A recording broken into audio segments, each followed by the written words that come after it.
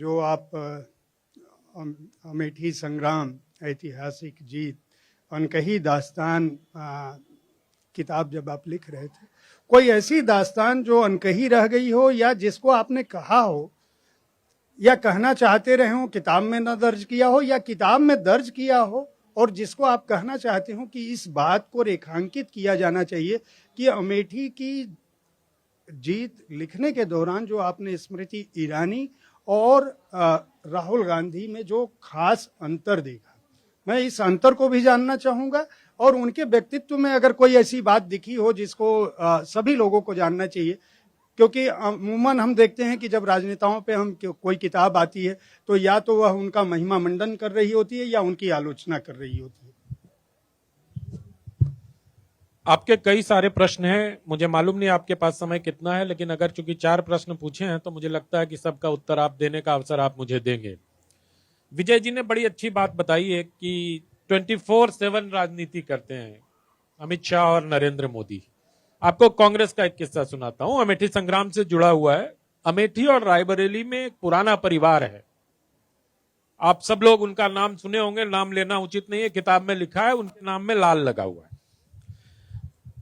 वो जब राहुल गांधी ने वहां नामांकन किया तो उन्होंने कार्यकर्ताओं से कहा, संजय जी, कि देखिए हो मार्जिन ज्यादा ना हो कि चाहिए, मतलब हमारी पूंछ कम हो जाएगी, तो 1 लाख का मार्जिन नहीं होना चाहिए, थोड़ा कम करा दो मार्जिन। अब उन्होंने कहा तो उनके दूसरे कार्यकर्ता ने नीचे वाले को कहा, भैया राहुल जी का मार्जिन थोड़ा कम करा देना। फिर तीसरे ने अपने प्रखंड अध्यक्ष को कहा, भैया राहुल जी का मार्जिन थोड़ा कम करा देना। प्रखंड से जब सीडीओ तक पहुंचा और कम करा देना, तो ऐसा हुआ कि वो 40,000 से माइनस हो गया। तो ये दो पार्टियों की राजनीति में फर्क है। एक के बारे में विजय जी कह रहे, मुझे जानकारी नहीं है कि वो 2014 को 16 मई को चुनाव जीतने के बाद 17 मई से अमित शाह विधानसभा चुनाव में लग गए, और दूसरे पार्टी का ये हाल है। ऐसा ही एक और किस्सा है, एक वहां के बड़े कांग्रेसी युवा कांग्रेस के अध्यक्ष रह चुके, इन दिनों आम आदमी पार्टी के प्रदेश अध्यक्ष हैं, उन्होंने मुझे बताया बड़ा अच्छा किस्सा। उन्होंने कहा, राजा क्या होता है, खुश होगा तो आपको इनाम देगा, दुखी होगा तो दंडित करेगा। हमारा राजा जो है वो मुंह फुला लेता है, वो रूस जाता है, वो बात ही नहीं करता। मतलब अरे मुझसे कोई गलती हुई है तो राहुल जी मुझे दंडित करें, या मुझसे अगर कोई अच्छी बात हुई है तो मुझे इनाम दें, लेकिन ना वो दंडित का, वो बात ही करना कार्यकर्ताओं से बंद कर देते। तो ये दोनों पार्टी की राजनीति का फर्क है। और आपने, सर 1 मिनट रुकिए, आप टीवी डिबेट मत बनाइए, छोड़िए आपका टर्म खत्म।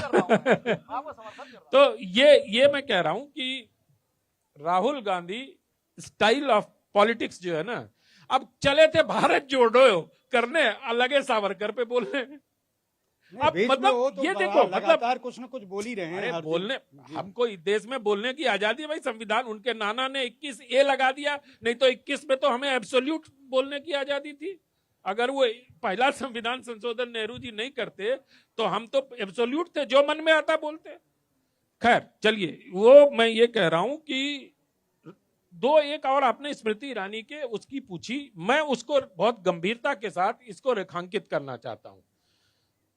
एक वहां पर शुक्ला परिवार है अमेठी में, बहुत बहुत समृद्ध परिवार है, और ऐसा वहां के लोगों ने मुझे बताया कि उनके कहने पर 30 से 35 हजार वोट इस पार्टी को और उस पार्टी को चले जाते हैं।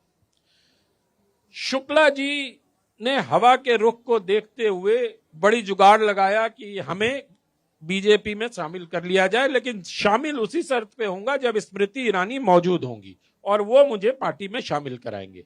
इसमें संघ के प्रचारकों का, जिला प्रचारकों का और केंद्रीय नेतृत्व की भी भूमिका थी।